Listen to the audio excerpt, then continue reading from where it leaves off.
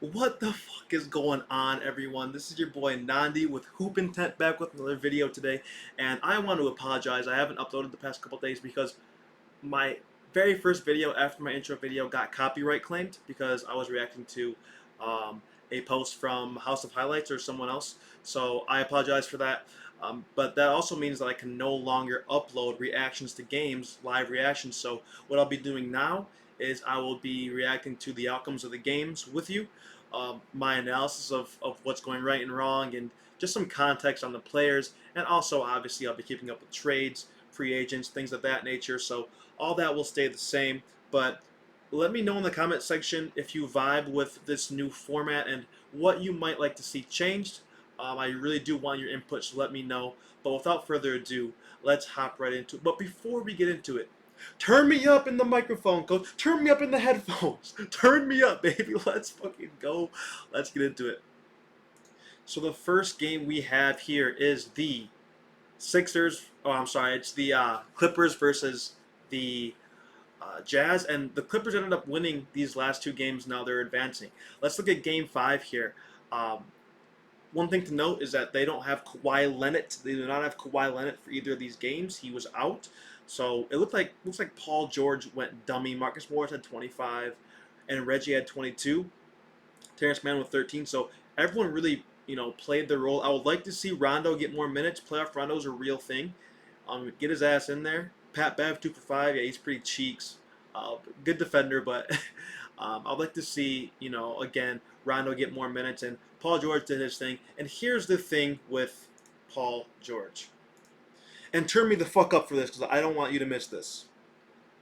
Paul George is a really good player. He has been that dude for a long time. So this playoff P bullshit I've been hearing since last year in the bubble, that's got to go because he had one bad series. I understand it was really bad, right? So we can't give him all the credit in the world. But if you watch his game, he is so good. He obviously pays close attention to his footwork, his fundamentals, right? And he puts up numbers and he has stats to back it up, right? So he's not always the best. I understand, and at this point in his career, we expect him to be really clutch in the playoffs, and having games where he's not is not acceptable. But he has been performing when he needs to, so let's give him some more credit and turn him up for me in the headphones. Right, dude's good. So let's give him some props.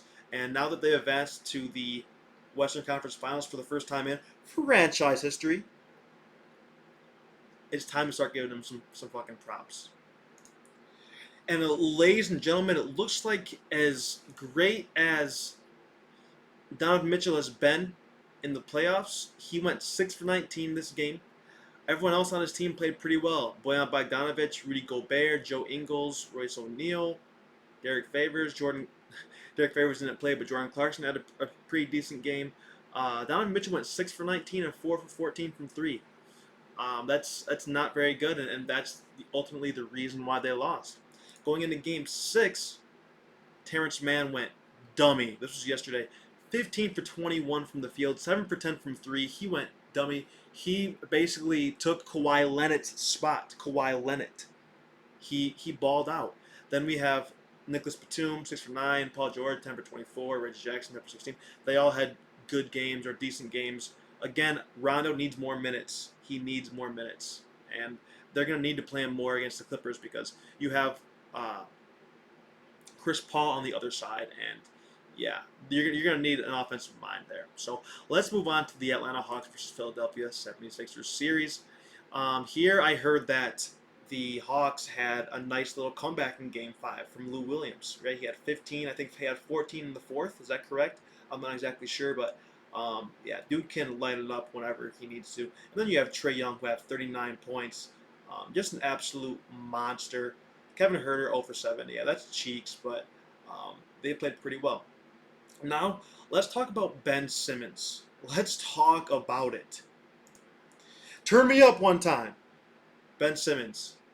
Listen, man, like, you need to get a jump shot. Ben Simmons was literally hitting three-pointers in high school. If you go back and watch his high school tape, he was hitting three-pointers in high school. somewhere between college and the NBA, he said, "Fuck it, I'm just not going to shoot." And they're not going to win shit if he doesn't shoot.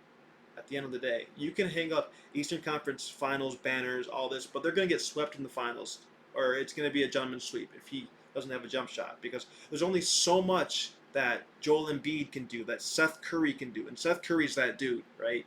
He shoots better from the 3-point line than his brother Stephanie Curry. He shoots better than him from the 3-point line, and but it doesn't matter because their main ball handler can't even shoot.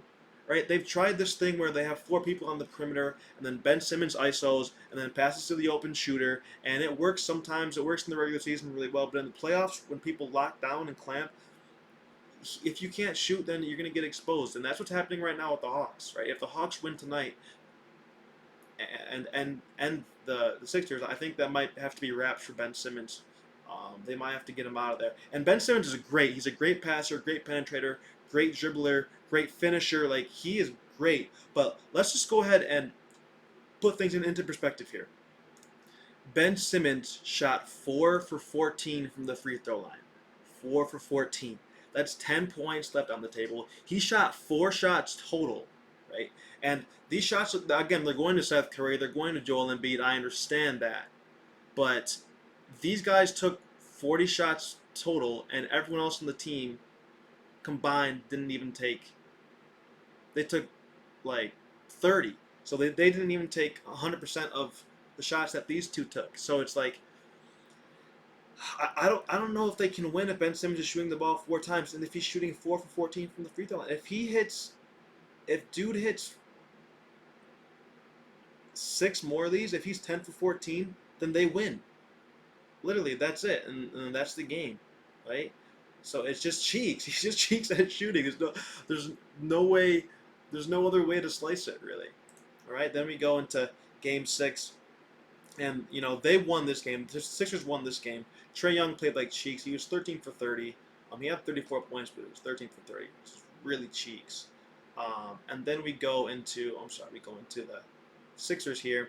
Ben Simmons again, 2 for 6. Joel Embiid didn't have a great game, 9 for 24. But Seth Curry carried. He had 24 points, which is tied for the most in the team. But again, Ben Simmons with 6 points. I just don't like that, man. I don't like that. They gotta figure that shit out, because dude gotta score for them to be able to do anything. So at the end of the day, Ben Simmons needs a jump shot, right? Paul George is that dude. Kawhi Leonard's coming back, and it's going to be scary for the Suns, because Kawhi Leonard and Paul George in the same team. Man, I don't think the Suns can overcome that. We'll see, right? The Suns are dangerous, but I think Kawhi and Paul together is just it's going to be a problem for them. But overall, for me, I just want anyone to win besides the Nets. So I hope the Bucks win tonight, right? And I know I sound like a hater, but I'm a Lakers fan, and the trade for CP3 got vetoed for him to play with Kobe, and that pissed me off. So my thought process is, why is the trade for James Harden to the Nets not getting vetoed? Like, that's complete bullshit, right? They have 3 of the top 20 scorers of all time on the same team. If they go down, it's like, bruh, right? They're not supposed to lose, basically. So hey, thanks for rocking with me. If you made it this far, thank you so much. Like, share, comment, and subscribe if you are new. Again, let me know anything you'd like for me to change. If you like the format, what your opinion is. I really do value your opinion. I'd love to interact with you. Play Now series in 2K is coming soon. And the comment question of the day is, who's going to win the NBA Finals? Right? For me, anyone besides the Nets. The Bucks, the Clippers, the Suns, whoever. Right? That's my pick. So let me know what your pick is.